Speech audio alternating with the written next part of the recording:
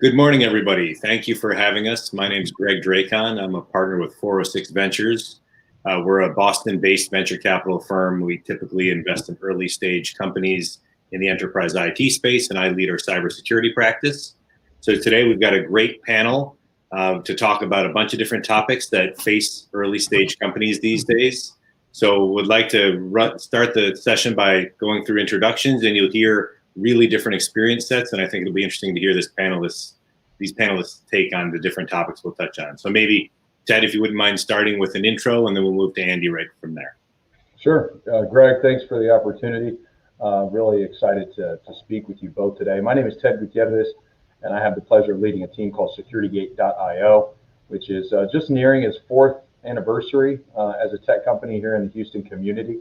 We're in the business of serving critical infrastructure cybersecurity leaders by optimizing some of their manual workflows in the cyber assessment and remediation process, and also by optimizing some of the data flow so that they can understand where their top risks are.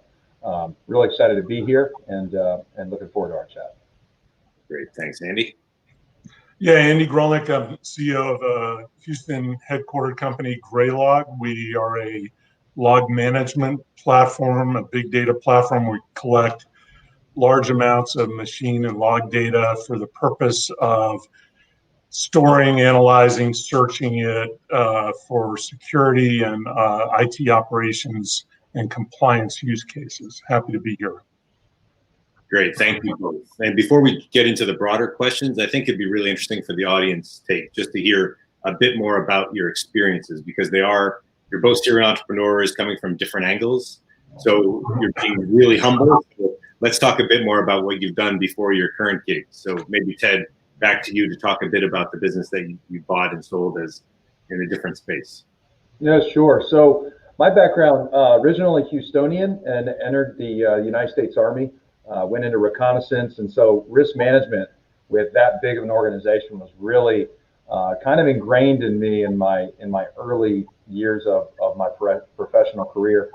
I ended up doing a couple tours and got out, went into the energy industry in a compliance and auditing fashion. Started working for Shell in a hard hat, steel toes, going and conducting vendor risk assessments on behalf of Shell globally. And really enjoyed it, learned how to implement frameworks like ISO and NIST, and really just wanted to kind of dip my toe into business ownership. So I ended up leaving Shell and stayed within the industry of risk management for 2 different service companies, one in the chemical space and then one just specifically in the cyberspace. And had some successes there, really learned how to run a business, grow a business, raise capital, work with banks, everything that the traditional business owner has to do in order to be successful. But it wasn't really fulfilled. It wasn't until 2016 when the DNC was essentially tampered with during the elections that I was able to pull together all of the different experiences I had, specifically auditing and risk management from Shell, and recognize that there was a market opportunity. And that opportunity really lied between what I saw as an imbalance between the increasing demand for cyber assessments and the pretty stagnant state of qualified professionals that could go and do that. And so my partner and I, who both came from critical infrastructure backgrounds, decided to go ahead and build a SaaS solution that drove some optimization to the manual processes. And that's been successful over the last couple of years. We've raised a couple rounds of capital. We're backed by some really great folks in the Houston community. And now we see, a great team coming together, the market timing and the addressable market really rounding out. And so we still see that imbalance of supply and demand on the cyber risk management side. And so we feel like we've got some pretty green pastures to travel in. But my background is primarily risk management, came from a bootstrapped environment, transitioned into a venture funded environment. And so really pleased to see from our vantage point the growth of the Houston community from a tech perspective. The resources available today to somebody that either wants to move here or get started here, they didn't exist as much 4 years ago. So we've been a beneficiary of that, and we look forward to trying to add value on the flip side of that. Awesome, that's a great story. We'll come back to you on the resource side for the Houston area as well. So Andy, I know a lot of people know the company you built and sold, so tell the folks about that story a bit. Yeah, and I guess, first and foremost, going way back, give my dad a credit for getting me interested in computers and software. He was a doctor back in the 70s, bought one of the first Apple computers and roped me into helping him program it so he could automate his insurance claims. And so he was kind of a trailblazer, and that whetted my appetite. I started my career at Hewlett Packard and ended up going to a company called iOmega in the mid 90s, responsible for launching and running the zip drive business. And that just got me excited about, just felt like building and growing businesses was a ton of fun, and gravitated more to startups. Ended up in 2005, got to know the founders of a company called Logarithm in a similar space to Greylock, and joined right after they got their first customer. We built and scaled the company to around 200 million in revenue, sold in 2018 to Thoma Bravo, and took a little time off. Stayed on for a year and took a little time off, and was excited to get back into the entrepreneurial space with the Greylock team. Yeah, congratulations again on a great company, great exit. So I've been in cybersecurity 27 years. It's changed a tremendous amount. I'd love to hear a little more from your perspective, having building a company kind of in the early to mid 2000s or 2000 teens, and now starting again. What can you see as the big differences from then and now?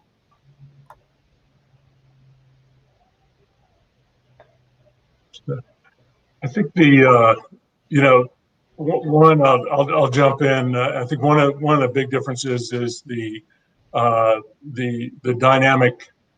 It's always been very dynamic, but the complexity of and sophistication of what you have to do for customers as increases every year and in that time period. So it's like if you think about what we do in cybersecurity, it's helping the good guys defend against the bad guys, and the bad guys have gotten more sophisticated over the years during that period you talk about. So what you have to do product and technology wise just gets ratcheted up. It's very rapidly changing, and if you don't stay on your toes, you're not able to keep up with that.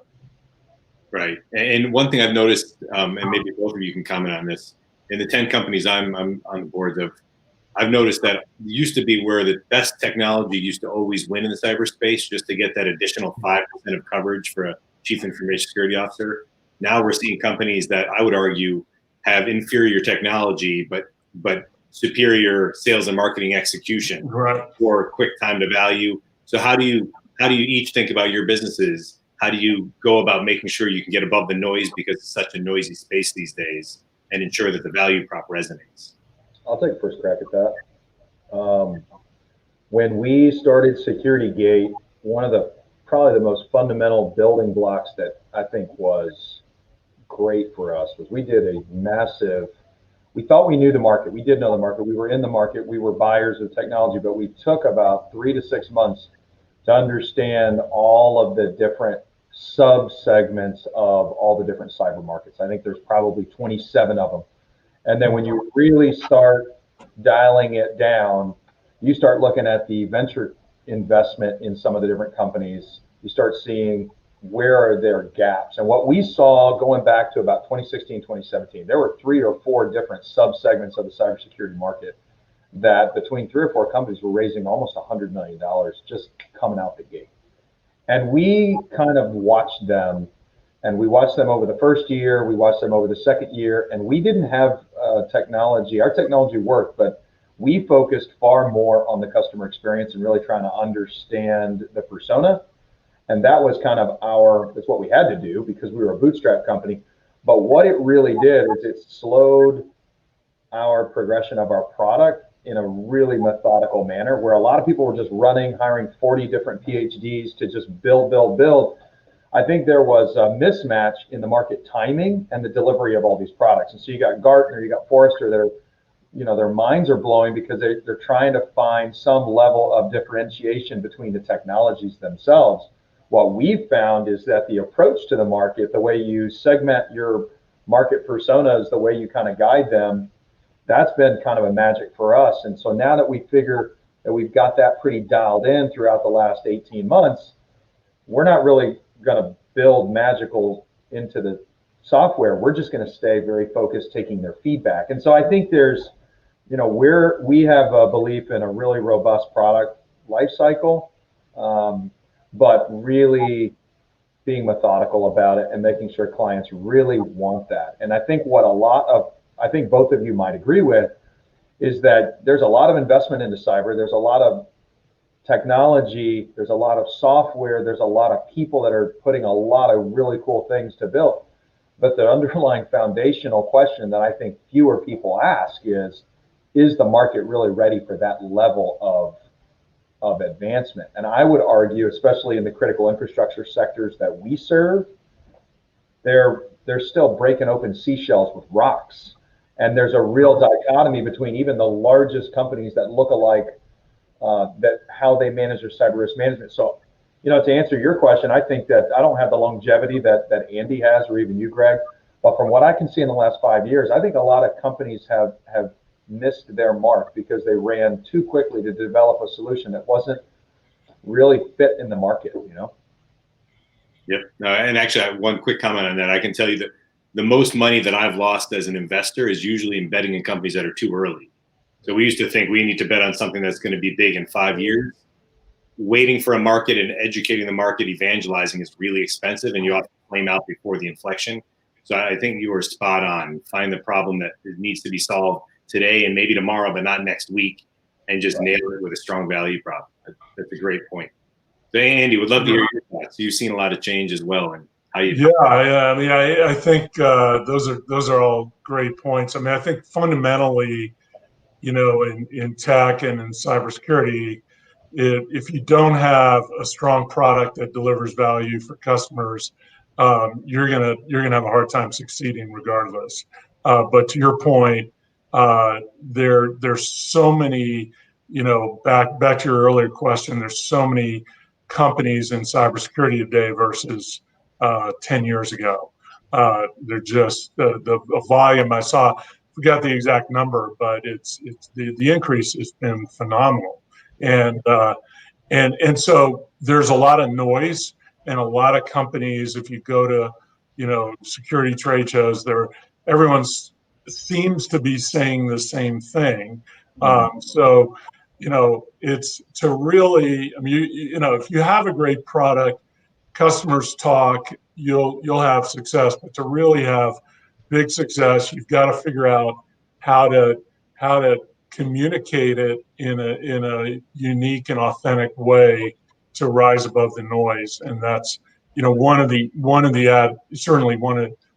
added challenges. But to your point, your last point, I think there's a lot. While there's a ton of companies out there, a lot of the early stage companies won't succeed in the long term.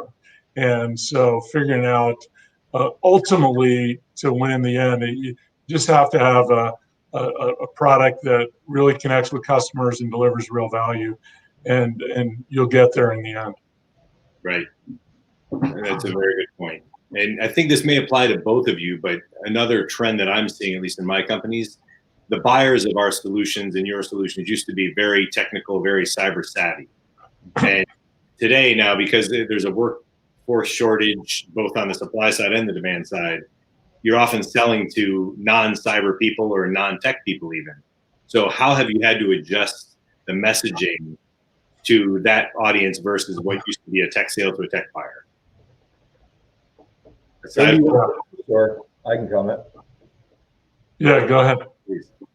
Well, you bring up a good point, and I think I think that the average IT, or in our case, OT cyber buyer that's been in the game for a while, has bought solutions time and time again. Their buying habits, their mentality about it, that hasn't changed. They're generally an early adopter mentality folks. But we do see this influx of more capital, more pressure from non-technical people. And so that to us was kind of the trigger. It's kind of the turning point when we get excited about our addressable market, and we see kind of that wave over the course of the last 12 months, and we see it really continuing to grow in the next 24. Is you see these cyber attacks that have affected the boardroom. You see the CISOs now having to take on more responsibility vertically as well as horizontally, whether it's new facilities, and then with other constraints on the business units, in specifically maybe energy, there's not a lot of budget to go and get more people added to the payroll. So what you actually see is you see what used to be 10 projects that a given IT person had to manage, or a CISO or an OT person. We see that changing to 15. And where I think there's an opportunity for enablement and hidden value is driving direct support. To Andy's perspective, what's the core value? It's probably not, in our world, it's not more data, it's actually better insights. So we look at limited human capital being the foundational aspect of cyber of the future. And so how we approached the market was not that we had the coolest widgets or the greatest intel. There's a place for that, and we want to tap into that through APIs. Where we looked at it is, how can we reallocate limited human capital? Because that's what we're talking about, Greg. We're talking about people that already are overwhelmed. Now they have all this new responsibility placed on their shoulders, and they're looking for ways to optimize their own processes, right? And so as we look at cybersecurity, it's changing from that's in IT, that's a segregated business unit problem. We do see business impact analysis taking a lot more of a hold. We do see operational resiliency. These are the terms that are starting to get thrown around our customer base. And so our challenge as a company is, how do we figure out how to add value to that process, where I think a lot of other technologies and softwares are about creating more data flow. I think the magic in the next evolution of the cyber industry is transitioning your traditionally IT and OT cyber cost centers, I spend 1 million, to a value creation center where everything that I'm doing in IT and OT actually creates value to my operational teams, and it makes them more effective. That math, that art, that science is where I think the game changers, not only of our industry, me and Andy and yours, Greg, but actually the users of the software. The people that can figure that math out are the ones that are going to really encapsulate cyber. So I don't know what your thoughts are on that, but that's kind of our perspective on how we look at the value creation in this particular business segment. Yeah, I think that trend cuts across all of cyber for sure. People need the insight, not the data. Again, back to having not enough people to run a SOC, or regardless of whether you're highly sophisticated, high tech, or you're just a 50-person company. One follow-up before I want to hear Andy's thoughts on it. I know you focus on the compliance space, and it used to be that compliance was only borne by the largest companies, not even a luxury, it was a burden. I'm now seeing that obviously is coming way, way down. ISO 27001, SOC 2, if you don't have some of those standards, those boxes checked, it's hard to sell to any buyer these days. So it plays perfectly into what you're doing. Has that trend also followed in the OT space? It's funny you say that. OT has a saying that compliance doesn't equal security, security doesn't equal compliance. I think there's a lot of IT people that would also say that. I came from a compliance background, so I can argue both sides. But the truth is that I think a much more holistic way to approach the solution, even if your end state is compliance, what we try to get our clients to see throughout the buying journey, which really propels them to be a user of our solution continuously, is to move away from a discrete assessment to validate or check the block or gain compliance, and really build the systems to become more of a continuous solution. That's our charge. Not everybody's going to do that. We see that as that transition from a discrete analysis to a continuous improvement. That's the big jump. That's kind of that's what we have on our shoulders. How do we enable people to do that? But I'd be lying to you if I said that we didn't get phone calls all the time of people that say, we need to be compliant to this framework. Can you help us do it? And the answer is yes. I think the real question is, I think the bona fide we must be compliant is probably for a younger, less mature company that once they are compliant for a series of time periods, whether that's 6 months or a year, the data ingested now starts to hopefully become knowledge. Knowledge becomes then that evolutionary move from data to knowledge. And that's when they start optimizing their systems, and that's when they start optimizing their training so that they can utilize a more continuous model. And I think you see that happening in IT and OT. Andy, I don't know if you see the same. Yeah, definitely. I mean, in our space, compliance, if you look at it, it's always been about security best practices. So it's in the early days of the industry, it was actually a big driver because there were penalties and ramifications if you don't comply to whether it's PCI or HIPAA or GLBA or today GDPR and those kind of regulations. So and the nice thing for our industry is it drove budget. The analogy I use is it's their prescriptions on, you should, here's best practices. You should eat healthy and exercise and do all these things on a personal level. A lot of those regulations are like that. And I think what happened, they were kind of things that nudged a lot of people to do a lot of companies to do some of the right things. And then you got all these really big, high-profile breaches that came in, and there became much more balanced view as we have to be secure for all the right reasons. They go hand in hand, but I guess the way I look at it is the compliance regulations are a good foundation, but it's not the full picture. It's not usually enough, and but it's part of the equation for companies, and for those who maybe not, to Ted's point earlier, don't have the sophistication, it's a good starting point. I tend to agree with that. Yeah. And ironically, I think it's actually the smaller companies where you have more compliance is security alignment, because they often don't even have the controls in place, let alone evidence to collect. So to become compliant, they actually put some basic tackling in. So it is not a bad thing.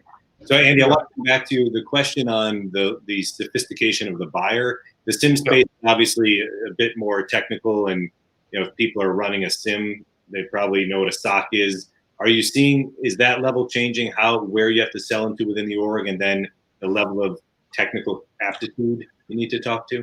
Yeah, it has gotten more difficult, and it gets back to Ted's earlier point on personas. How you talk to them, how you communicate, depends on the audience you're talking to. So in our world, you're going to have the technical evaluators and users, and they don't want to hear a lot of marketing speak. You need a lot of fluff. You really need to talk directly to their pain points and their challenges, and they're a lot of times going to be the ones evaluating the solution, making a recommendation. The CFO and the CISO are two other audiences that control budget and approval, but may not, particularly on the business side, not know all the technical details. So you've got to be able to translate and communicate the business value in a way to those audiences. So there are different key personas and audiences that require different communication approaches. Right. Makes sense. And it does seem to be a theme, the persona, divvying up exactly how you're going to sell to and to whom is so critical these days. That's the math in this space, I think. Yeah, I agree. It didn't used to matter, really, honestly. It's changed. Now we're just big enterprise solutions providers, and you have to figure out how to sell.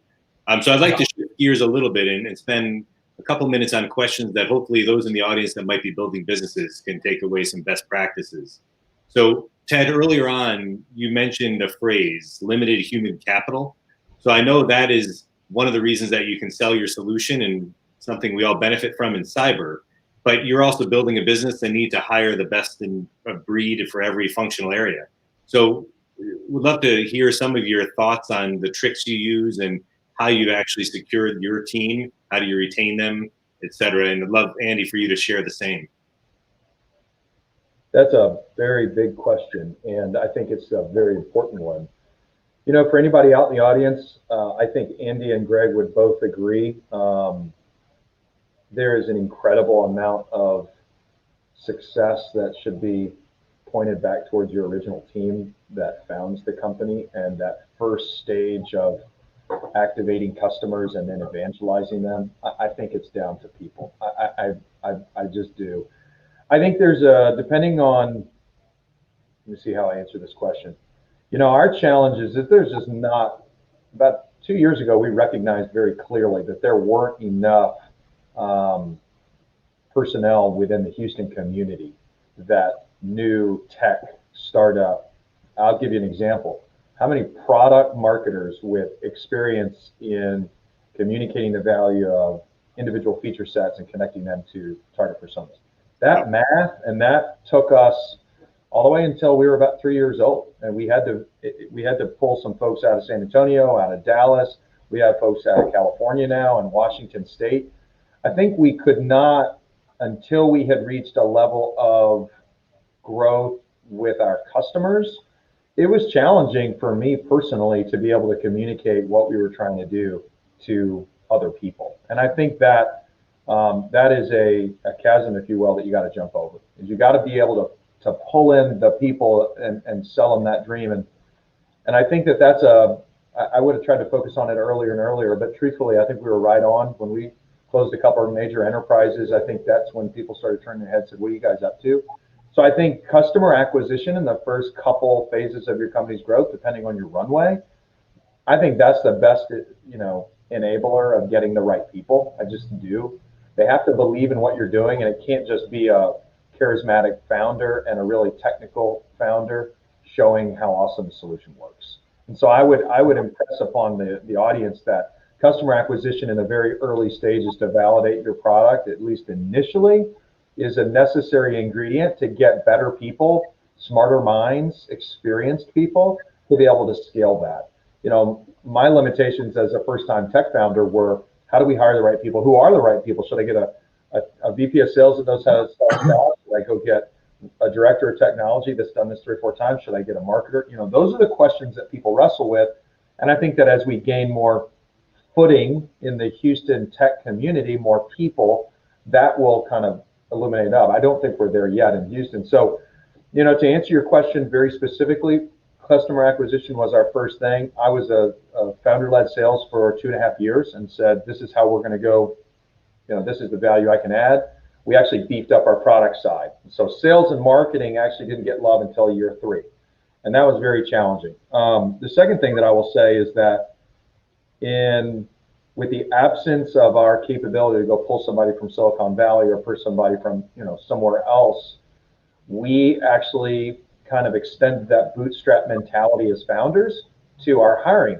So we tried to find people that were in a state of transition in their personal kind of growth, where they had been at a company like an EY or a KPMG, or maybe they had been at Rackspace in 2006, and they were looking for somewhere to take that learned energy, and they were in a corporate environment that couldn't do it. And we said, well, there's value in all that, but you got to come here and learn tech, or you got to learn to code, you got to learn cyber, you have to learn how to cold call. And once we added 1 or 2 skills over the course of 3 to 6 months, then they started rapidly growing. So we had to grow from within, and I don't think that's a fully sustainable model if you really want to scale. But for that transition from getting right into preparing to scale, I think that's what we did, and I think it could serve other companies that are out there too. Grow from within and focus on customer acquisition. If you do those 2 things, chances are people are going to start looking over the fence at a startup that Andy's talking about, which is, I'm here, we had a lot of capital, but we just didn't time the market right, or our product market fit wasn't there, and they're going to hop over, and they're going to see what's happening. I think that whether it happens at the 2 or 4 year mark, I think that's what you want to have happen, is you start becoming attractive once you start getting that buzz. Yep, that makes a lot of sense. Andy, similar on your side or different? Yeah, a couple thoughts on this. I mean, I think the talent out there in tech today has a lot of options, right? And so I think one critical thing is to focus on culture from the early days, and really clearly kind of know it's got to be authentic, but your key values and behaviors, and be true to them, and build an environment people want to work in. There's a lot of, as we've talked about, there's a ton of companies out there, a lot of chaotic, dysfunctional cultures. So one key way, I mean, obviously you got to be competitive in providing, competitive compensation and interesting work for people to do. But one way companies can differentiate is really have kind of know who you are, have a strong foundational culture that you build up over time. I think that was a key part of our success at Logarithm, and I think the other point I'd make is, a small company, 10, 20, 50 people is in a different place than a 500, 700 person company, and having kind of been through those phases. So the type of folks that want to come work for a, growing small company is not necessarily exactly the same as someone at a 500 person company. So, for example, I mean, people have only worked at really large companies. A lot of times it'll be a fish out of water in a scrappy, 10, 20, 50 person company. And, they also probably don't want to take the risk that comes with joining a company like that. But, conversely, you get to 500 plus employees, you're maturing, you're growing. A lot of those bigger company employees start being a good fit, and conversely, the people that want to be the type of employee that wants to be in that really creative, fast-moving, have a huge impact in the early days, may not want to be there at 500, 1,000 employees. So it's kind of adjusting that talent and working this into your recruiting is critical. So this and the culture, I think, really go hand in hand, right? Screening for employees that are cultural fits and that are stage fits as well is a key part of your recruiting efforts. If I could comment, I think Andy covered a major point that I spoke a lot kind of about. How do you find them? What do you need to do to enable yourself to hire? Where I think I would add some color to Andy's perspective, which we see working here at this company, is the culture is actually what retains them. And I think that we found that out. And one of the things that we started doing back in, I want to say the middle of 2019, so we have some kind of culture warriors here at the company who just really love telling everybody else about the culture. Yeah. And it doesn't mean they have a different fit than anybody else. They just want to interact with other people and tell them about it. And so our interviewing process for any role, regardless of the department, we do a resume check, but the first phone call is a 30-minute culture check. We don't even talk about the role. We won't even talk about their skill set. We take that leap of faith and we say, hey, this is what we believe in at this company. What do you believe in and what are you looking for? And I will tell you what, Andy's nodding his head. That has been the most pivotal kind of accelerator to us really getting great people. They're like, man, I've been in 6 interviews and no one's talked about culture. So I tend to agree with Andy. You know, the years of experience that I have comparatively to him, I feel like that's just a validation that what we're doing works. And I couldn't speak more to the value to the audience of having a culture interview first to make sure that he or she is a fit, and then go from there on how and where that fit makes sense to grow to your next milestone. Yeah, no, that's a super important point. I totally agree. And I think key takeaways I heard, just for the audience to summarize, was customer traction is hard to beat as an attractant to potential employees. The culture has to fit both ways. So you're talking about make sure the culture of the potential candidate fits with the company.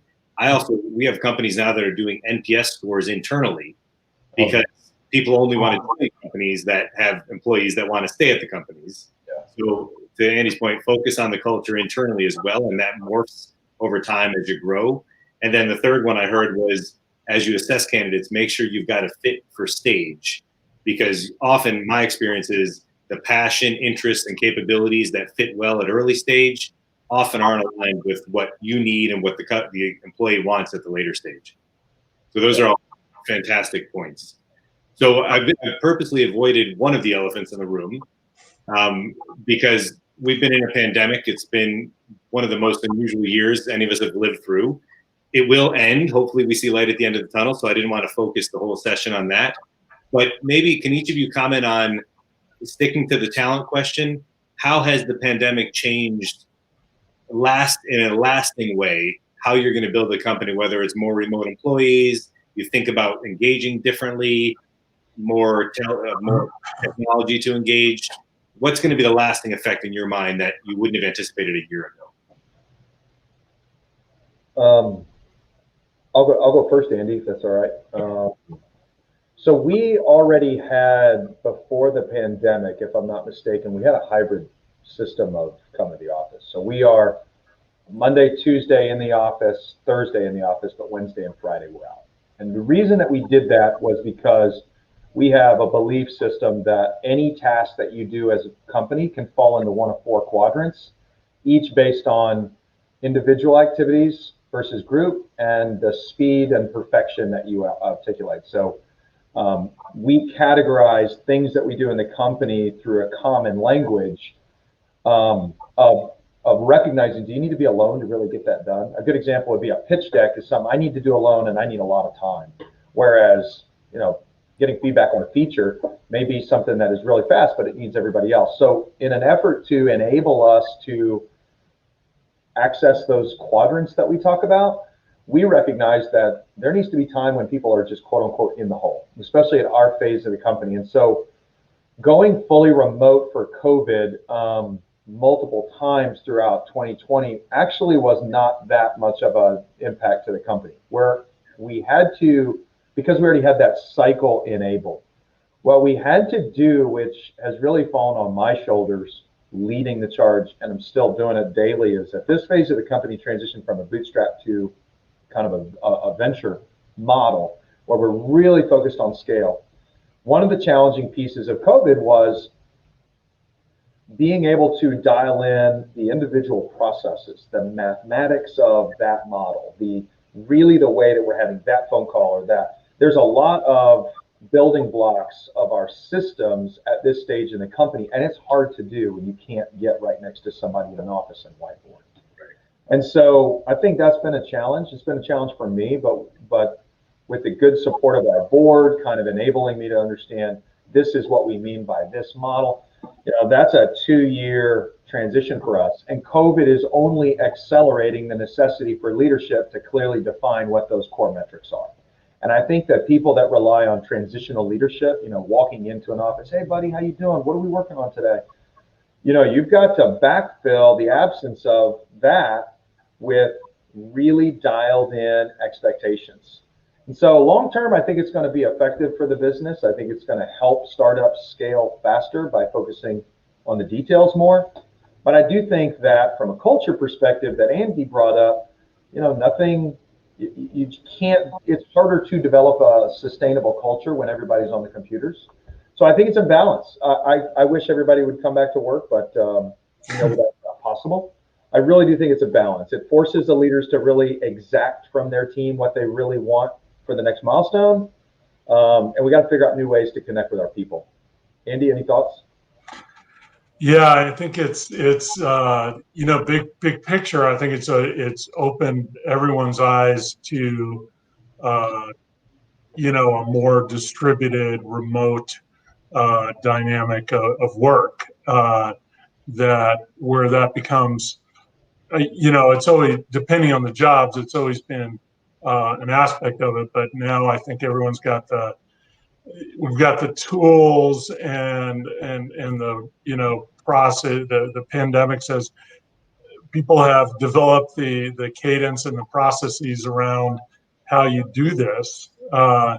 And so when the world gets back to semi-normal, then I think most companies are gonna, be more of a mix and a lot, be open to a distributed, partial remote work. Every company's going to be different, but it's open. I think in some ways it's democratized the remote work aspect of things, and I